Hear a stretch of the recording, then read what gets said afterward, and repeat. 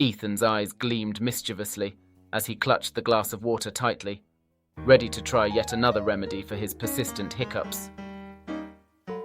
The vibrant clown costume swayed in the breeze, Ethan's desperate attempt to make his sister laugh and cure his hiccups once and for all.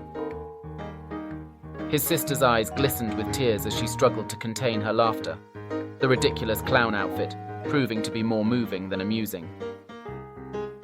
The elderly man sat in his creaky rocking chair, his eyes twinkling with mischief as he spun a tale guaranteed to bring smiles to his listeners' faces. Laughter filled the room as the family gathered around, the infectious joy spreading like wildfire and sparking an unexpected chain reaction of amusement.